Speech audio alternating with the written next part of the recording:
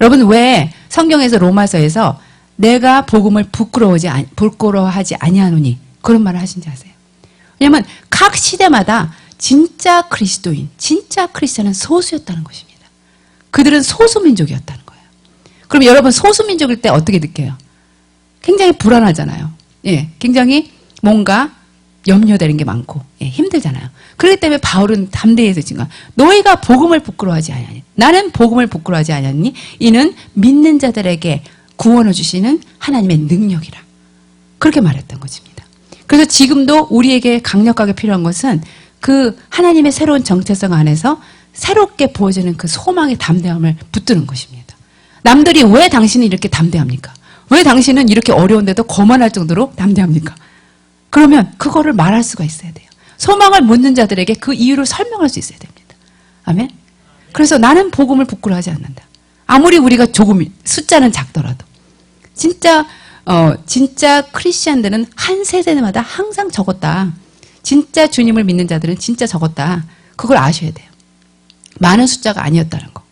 그럴 때 우리가 느끼는 그 두려움, 그것을 온전한 소망 가운데서 떼어쳐 버릴 수 있어야 됩니다. 소망의 본질은 그래서 지금 보지 못하는 거예요. 여러분 소망을요. 내가 지금 이 책을 갖고 내 눈앞에 있는데 이 책을 소망하지 않거든요. 소망의 본질은 내가 눈으로 볼 수 없기 때문에 소망하는 거거든요. 그 때문에 그 소망은 굉장히 담대해야 돼요. 담대할 수밖에 없는 거. 지금 가지지 않지만 소망하는 거. 그것인 것입니다. 그것은 그 주님이 우리에게 성령 안에서 부으신 거예요. 소망을 우리에게 부으신 거예요. 그래서 그렇게 할 수 있는 것입니다. 그리고 또한 무엇을 위하여 구원을 받았는가? 이것을 생각해야 돼요. 우리는 항상 무엇으로부터 구원을 받았는가에 너무 매여 있어요. 우리가 진노로부터 구원을 받았죠. 우리가 지옥의 그 형벌로부터 구원을 받았잖아요. 하지만 무엇을 위해서 우리가 구원을 받았는가? 장차 나타날 그 영광의 기업을 위해서, 그 풍성한 기업을 위해서 우리가 구원을 받았다는 거. 그거를 붙잡아야 돼요. 근데 항상 내가 구원을 받았어. 물론 감격해야 되고 그 엄청난 형벌에서 우리가 피하심을 입었다는 것에 대해서 우리가 감사하지만 대체 우리가 무엇을 위해서 구원을 받았는가? 우리 앞에 이제 우리 눈앞에 펼쳐질 그것이 무엇인가? 그것에 대해서 염원하고 그것을 바라고 그것을 상상하고 그것을 항상 염원하는 사모하는 그런 여러분이 되셔야 됩니다. 아멘. 예. 근데 그 데살로니가 전서에 보면은 그 왕국의 영광을 나누기 위해서 그 나라의 그 왕국의 영광을 나누기 위해서 내가 너희를 초청했다고 부르는 거예요. 그 하나님의 왕국의 부르심에 우리가 초청받은 것입니다. 근데 이 감이 안 오죠? 감이 안 와서 대체 이게 무엇일까? 그래서 문제지만 이 장차 나타난 영광에 대해서 이 바울은 얼마나 그것을 기술하고 싶었는지 몰라요. 그러면서 또 에베소서에 보면은 그리스도의 측량할 수 없는 부요에 참여하라고 너희를 불렀다. 대체 그것이 무엇일까? 그리스도의 측량할 수 없는 부요에 참여하라고 우리를 불렀다는 거죠. 여러분 이 말들을 이렇게 읽을 때 그냥 말로서가 아니라 그 하나하나의 단어가 그냥 가슴에 팍팍 다가와야 돼요. 그 영광의 부요가 뭐고 기업의 부요가 뭐고 그 풍성함의 부요가 뭐고 그리스도의 부요가 무엇일까? 정말 그것을 우리는 알고 싶다. 그렇죠? 그렇지만 이것을 안 사람들은 정말 달라요. 제가 다비드 리님을 참 드문 사람이다.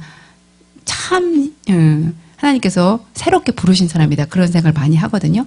근데 요번에 이분이 자신의 부르심을 얘기하는데 깜짝 놀랐어요. 순교를 예언받은 사람이래요. 자신이. 나는 순교를 예언받은 사람입니다. 여러분한테 누가 예언했는데 순교를 예언하면 여러분 어떻겠어요? 근데 그것을 자랑스럽게 나는 순교를 예언받은 사람입니다. 그 내가 어떠한 순교를 할 것인지 하나님께서 보여주셨습니다. 근데요, 여러분, 이 그리스도의 측량할 수 없는 부요, 그 영광의 풍성한 기업, 그걸 모르면 이 예언이 여러분 좋겠습니까? 근데 그분은 왜 이것을 자랑하며 그것을 엄청난 영광으로, 엄청난 특권으로 생각할 수밖에 없는가? 이것을 봤다라는 것입니다. 바울도 봤겠죠.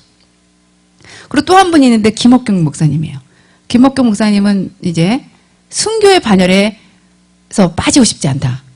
순교에 반열해서 나는 절대로 미스되고 싶지 않다. 그렇게 말씀을 하시더라고요. 꼭 거기에 참여하고 싶다.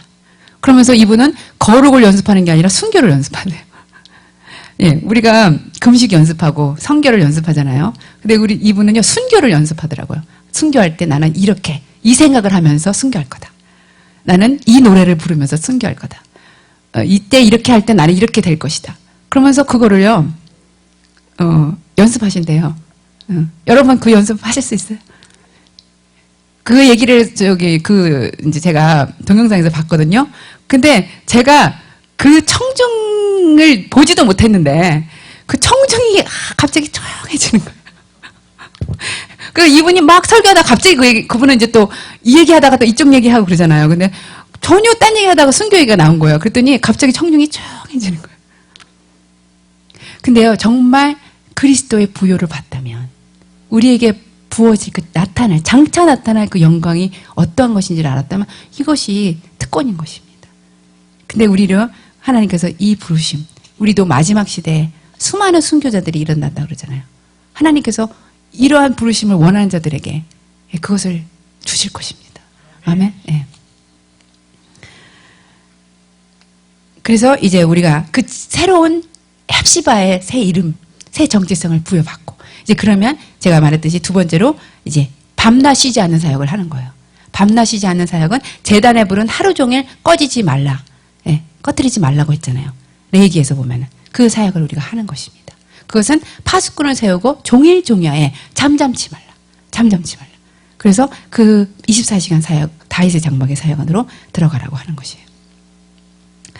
그런데 그 사역을 통해서 이제 선두주자의 사역, 그 다음 사역이 선두주자의 사역인데 그것은 돌을 제하고 열방의 깃발을 세우는 사역이에요.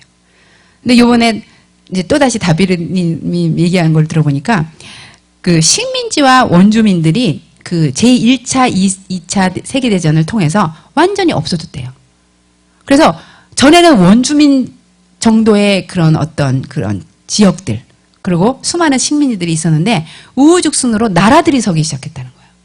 그래서 몰라요. 지금 몇 개국의 나라가 있는지 잘 모르겠어요. 한 200 몇 개 되죠? 한 250개 정도 될 것 같아요. 근데 그때 그렇게 우후죽순으로 나라들이 일어났다는 거죠. 그 말은 이제 열방의 깃발을 세우고 열방을 주님께서 취하실 수 있도록, 열방을 기업으로 취하실 수 있도록 그 일이 일어났다는 것입니다. 그래서 이스라엘 나라도 그 즈음에 1948년에 일어나게 된 것에 대해서 말씀하세요. 그러면서 또 이제 저희가 우리 목사님과 함께 특권으로 간 그 선교지 우간다 얘기를 하는 거예요. 근데 우간다라는 얘기를 하시는데 제 가슴이 너무 뛰는 거예요. 여러분, 제가 우간다를 1년 반 때밖에 안 가 있었지만 거기서 제가 애도 다 키워보고, 우리 주원이 세 달 됐을 때, 3months 됐을 때 걔를 데리고 우간다를 가서 키웠거든요. 그러니 제 마음이 어떻겠어요? 거기서 우리 목사님은 5년이나 계셨거든요. 근데 전에도 그랬지만 우리 목사님은 우간다란 나라가 주어졌으니까 갔는데 나는 선교사로 주님 저를 선교사로 부르셔서 그래서 다 했는데 그래갖고 선교 학원, 대학원 다 나오고 그랬는데 나라가 안 결정돼갖고 제가 힘들었다 그랬잖아요. 그래서 우리 목사님 만나고서 나라가 결정됐잖아요. 그래갖고 우간다를 갔거든요. 근데 그러니까 나는 우간다는 정말 우리 목사님이 아니었으면 안 가는 나라였어요. 그런데 그 나라에 저는 이제 1년 동안 가서 기도를 했죠. 그리고 우리 목사님과 저의 그 주된 사역은 기도 사역이었어요. 우리 목사님도 우리가 뭐 여기서 뭘 그렇게 하겠냐. 기도하자. 여기서도 기도였지만 거기서도 기도였어요. 그래갖고 기도를 엄청나게 했거든요. 은바라라는 지역에서 대학생 캠퍼스 사역을 하면서 그렇게 하고 있었는데 저희가 이제 안식년 때문에 나왔잖아요. 그런데 거기서 이제 우간다에 붕이 일어났다는 얘기를 들은 거예요. 여러분 그거 보신 분도 있겠죠? 제가 그걸 볼 때 얼마나 기뻤는지 몰라요. 나는 정말 횡재했다. 대박을 맞았다. 어떻게 딱 찍어서 우간다라는 나라를 내가 선교를 갔는데 거기서 붕이 일어나는 것이냐. 그래갖고 내가 하늘나라에서 받을 상이 얼마나 크겠어요.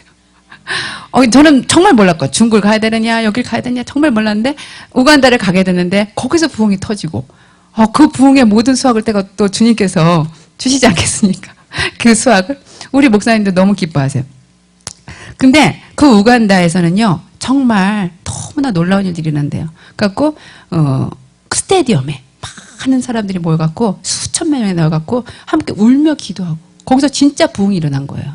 그 나라는 정말 이디아민 때문에 완전히 거의 사람들이 이 멸종의 위기를 맞은 그런 나라인데 그런 가운데서 수많은 자들이 숨은 곳에서 기도하면서 울며 기도하면서 그래서 교회들이 일어나고 그래갖고 이제 부흥이 일어났는데 그 나라에서 이제 스테디움에서 이제 모임을 하는데 열방의 깃발들 200몇 개나 되는 그 깃발들 그 국기를 다 이제 처음에 이제 행진을 하는 거예요. 그래갖고 수많은 그 나라들의 국가들이 다 이렇게 나오는데 거기서 이제 우리나라 국기도 나왔겠죠. 근데 이제 마지막에 거의 끝에쯤에 우간다 국기가 탁 나온 거예요. 그러니까 이제 그분들 국가 나라니까 이제 그 국기가 탁 나오면서 이제 많은 사람들이 환호성을 쳤겠죠. 근데 이제 마지막에 나온 국기가 이스라엘 국기라는 거예요. 그러면서 그때 또 수많은 사람들이 일어나서 그 환호했다고.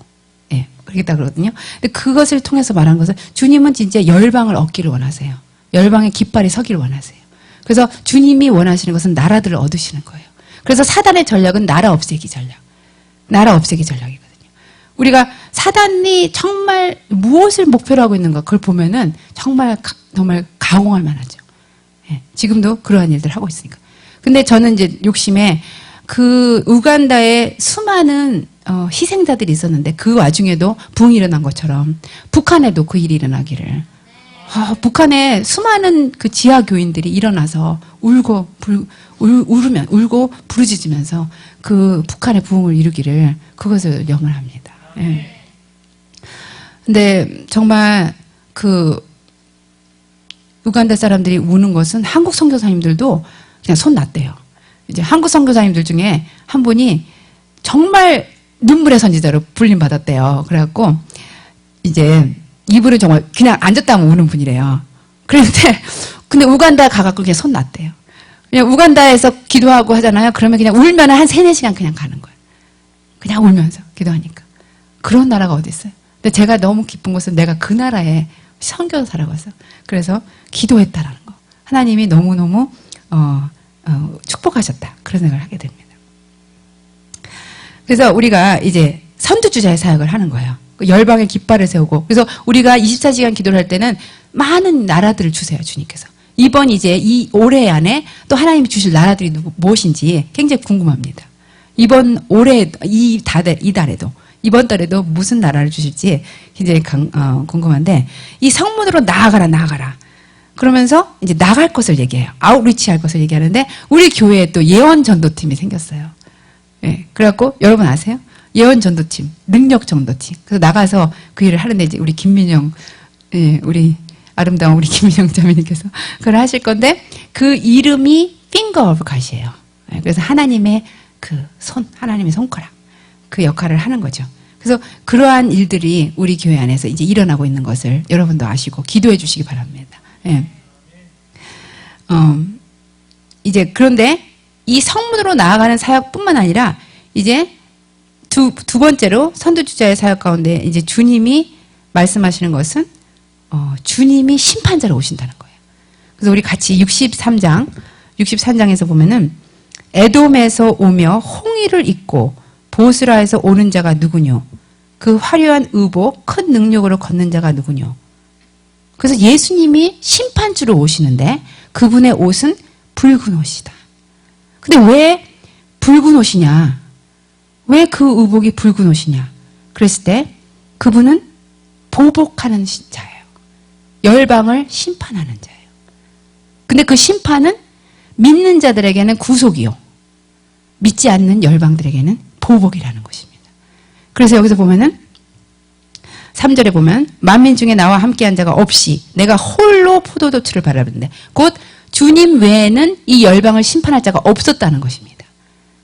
그런데 주님께서 지금 물으시는 것은 우리 교회에게 너희는 나와 함께 열방을 심판하는 그 동역자가 될 것이냐 그걸 물어보십니다.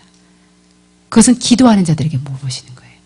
그런데 내가 노함을 인하여 무리를 밟았고 분함을 인하여 짓밟았으므로 그들의 선혈이 내 옷에 띄어 내 의복을 다 더럽혔으니 이는 내 원수 갚는 날이 내 마음에 있고 내 구속할 해가 왔으나 내가 본즉 도와주는 자도 없고 붙들어 주는 자도 없으므로 이상히 여겨 내 팔이 나를 구원하며 내 분이 나를 붙들었습니다. 그래서 주님은